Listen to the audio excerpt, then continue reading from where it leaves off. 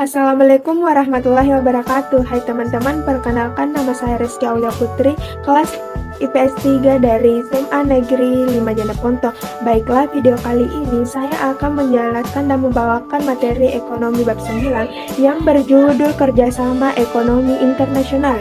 Penjelasan yang akan saya bahas kali ini ada 3 KD. Yang pertama, pengertian kerjasama ekonomi internasional dan manfaat kerjasama ekonomi internasional. Dan KD kedua, bentuk-bentuk kerjasama ekonomi internasional dan lembaga-lembaga kerjasama ekonomi internasional.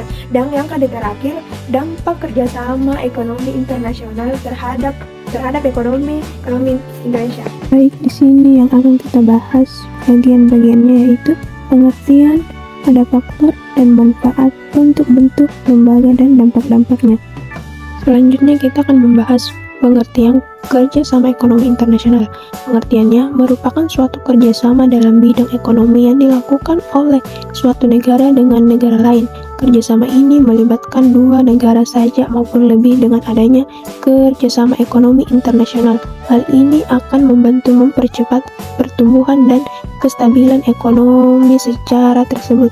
Sedangkan faktornya ada 4 bagian. Yang pertama, perbedaan sumber daya alam. Yang kedua, pemenuhan kebutuhan nasional. Yang ketiga, pengusahaan ilmu, pengetahuan, dan teknologi. Dan yang terakhir, perbedaan iklim. Selanjutnya ada manfaat kerjasama ekonomi internasional. Yang pertama, memperkuat daya tawar dan posisi Indonesia dalam dunia internasional. Yang kedua, negara dapat mengimpor barang-barang yang jika diproduksi sendiri akan lebih mahal. Dan yang ketiga, membuka lapangan kerja serta menurunkan angka pengangguran dan kemiskinan. Dan yang keempat, adanya kemudahan dalam mendapatkan bahan baku dan bahan penolong yang diperlukan dalam setiap proses produksi. Dan yang ketiga, tingginya permintaan akan barang dan jasa baik dari dalam maupun dari luar negeri yang dapat menekankan harga pokok per unit produksi. Yang keenam, Indonesia memiliki kesempatan dalam menimbulkan ilmu pengetahuan dan teknologi dari negara maju. Yang ketujuh, kemajuan pada bidang perekonomian dapat dilihat dari perjalanan ekspor atau impor barang dan jasa. Jika ekspor tinggi atau bermanfaat karena devisa akan meningkat. Dan yang terakhir, kegiatan ekonomi di Indonesia dapat berkembang karena modal asing dapat masuk. Selanjutnya ada beberapa bentuk-bentuk kerjasama ekonomi internasional. Yang pertama, bilateral. Kerjasama bilateral adalah ekonomi yang melibatkan dua negara dan bersifat saling membantu. Yang kedua, regional. Regional ini kerjasama ekonomi di antara beberapa negara yang berada di kawasan tertentu. Yang ketiga, multilateral. Multilateral, kerjasama ekonomi yang melibatkan banyak negara dan tidak terikat oleh batas region atau wilayah atau kawasan negara tertentu. Dan yang terakhir, antar regional, kerjasama ekonomi di antara dua kelompok kerjasama ekonomi regional. Selanjutnya kita memasuki pembahasan lembaga-lembaga kerjasama ekonomi internasional. Ada beberapa lembaga-lembaganya. Yang pertama, ASEAN. ASEAN adalah organisasi regional negara-negara Asia Tenggara yang didirikan di Bangkok pada tanggal 8 Agustus 1967.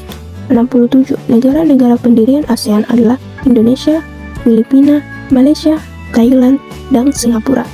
Dan lembaga yang kedua ada IMF, adalah organisasi negara-negara yang bergerak di bidang keuangan moneter. IMF lahir setelah adanya konferensi Bretton Woods pada bulan Juli 1944. Adapun tujuan diceritakannya IMF adalah menjadi pusat permanen guna pertemuan-pertemuan dan perundingan untuk mencapai kerjasama internasional. Selanjutnya kita memasuki pembahasan yang terakhir, yaitu dampak kerjasama ekonomi internasional terhadap ekonomi Indonesia. Yang pertama, terjadinya pasar bebas yang mengancam keberadaan industri dalam negeri. Yang kedua, potensi ekonomi terkonsentrasi di negara maju yang dapat menyebabkan perekonomian negara berkembang menjadi tertinggal. Yang ketiga, perekonomian suatu negara menjadi tidak stabil akibat makin bebasnya arus investasi swasta. Yang keempat, adanya keterlibatan pihak asing dalam pengembalian kebijakan dalam negeri yang dapat mengurangi kemandirian suatu negara. Dan yang terakhir, ketergantungan perekonomian dalam negeri terhadap bantuan atau pinjaman dari luar negeri. Baiklah, itulah tadi video singkat dari saya. Maaf bila kurang dimengerti dan kurang dipahami. Saya akhiri video kali ini dengan ucapan wabillahi taufiq wal hidayah. Assalamualaikum warahmatullahi wabarakatuh.